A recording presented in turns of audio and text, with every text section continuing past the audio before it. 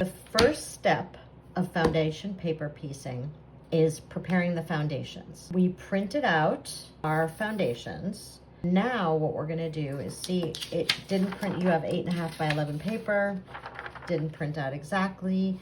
Tape these together so that they overlap and we get a perfect foundation. So here's my little light table. This makes it easier to match up these lines. And then you just tape it down. I find that it's important not to tape on the lines because it's harder to fold where there's tape. There, don't fold in between that. So that's a good place to stick it. So here is our foundation.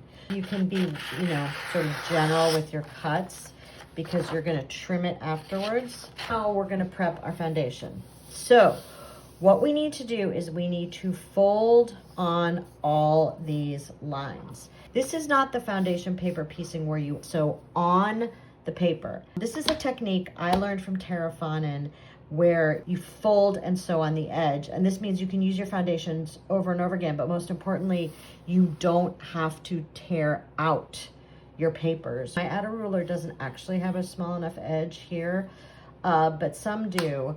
What I end up doing is using a piece of cardstock. So you want to get right on that line, and if you make a mistake, you're screwed. Literally, it's the least forgiving thing. You can't fold paper and then unfold paper. I don't know why, you just can't. So you want to make sure you get right on that line. I like to fold both directions, and we're just going to fold this whole thing.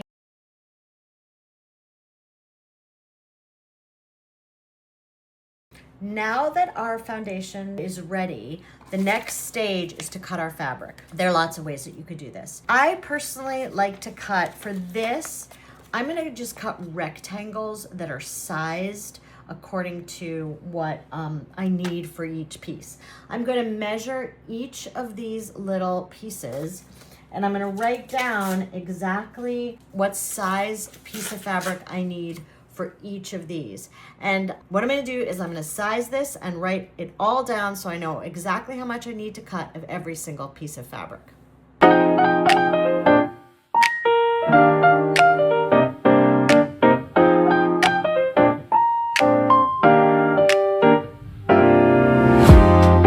Okay, time to choose our fabrics. These great Kaffe Fassett fabrics, patterns from the Morris collection. I'm gonna be totally gender essentialist, and in my Milady fan, I'm gonna use all these different shades of pink. In my Gentleman's fan, I had mostly blues and greens, and I'm using girl colors in this one.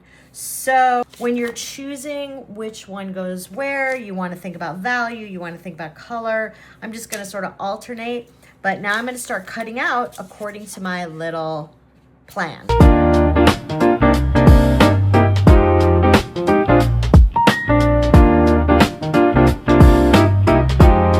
Okay, now we've cut out all our pieces and labeled them. I cut out all the blue pieces for all 20 blocks because each of our larger blocks is made up of 4 quadrants. So I cut out all the blue ahead of time. Because I know those are going to stay the same. That's the background pieces, this, and then this thing. I put those in paper plates because there are 20 of them. This keeps them separate rather than pinning them together. And then now I have, for this quadrant, these 4, the first thing I'm going to do is I'm going to look at my paper piecing thing and start with 1. So, okay, A1 it is. We have our first 2 pieces. You're gonna stick your first piece, make sure you're sticking it on the back side and that the fabric is facing up because this is basically a stitch and flip. So you wanna fold that together. So we wanna cover this A2 piece completely. So what you're gonna do is you're gonna take some school glue and you're gonna put it on this piece. I use a lot of glue. Other people don't use as much, but you want to make sure you cover it completely. We'll fold it over. Remember, it's your back side. I almost fucked up and put it on the front. Yep, almost. And you want to make sure it's completely covered. And you want to make sure you hit that top, which I just barely did. Give yourself a 1/4 inch like that. And then you want to iron, and that will stick the glue in place. Really covered, all set. And now you're going to go and you're going to fold back where you're going to sew the next piece of fabric. So here's that. We're going to use the add a quarter ruler so that we have a 1/4 inch seam where we're cutting exactly. And then we're going to map this piece onto that. So when we flip it over, it gets covered. And the beauty of what I'm doing right here, right now, is that I am using solids so that when so I don't have to worry about not accidentally sewing it right sides together, which I often do. Okay, so now we're gonna sew on that first piece. Let me just introduce you to my sewing machine first. This is my Janome sewing machine. I'm a huge Janome booster. I love this machine. It's like, I often say that if my house was burning down, I would like grab my sewing machine and shout over my shoulder to my husband and my kids to save themselves. I love this machine. When I set it up for foundation paper piecing, I do a smaller stitch. So I'm doing this at 1.8.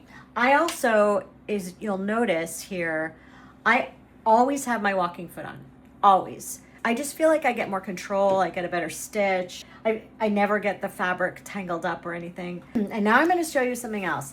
So I like to chain stitch my paper piecing. So I will make any one of a number of my foundations, and then I will simply do them all, like do the first piece and then do the second and then do the third. Okay, so we're gonna chain stitch these. Make sure when I flip exactly right. A lot of people start with like they back stitch when they start, or they lock their stitch. I don't bother. I feel like it's never been a problem for me. I just don't care. I don't care. I don't bother back stitching. Here we go.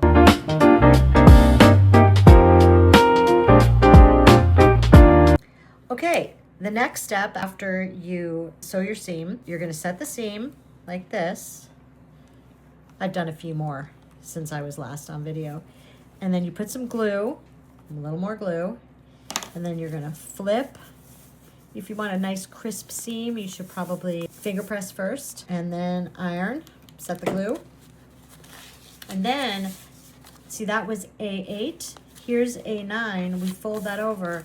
And you know, I told you I use a lot of extra fabric. So we have all this extra fabric. We're gonna get our add a quarter ruler, and we're gonna trim that down just like this.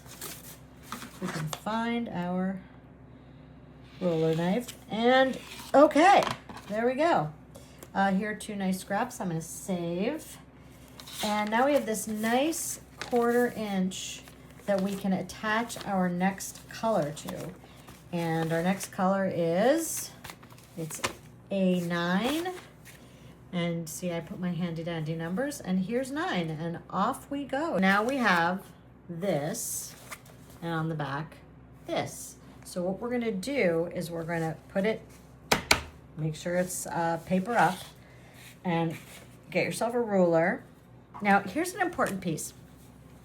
I always put my ruler on this solid line at the 1/4 inch. It gets me better results because you don't know if maybe your line is a little wobbly.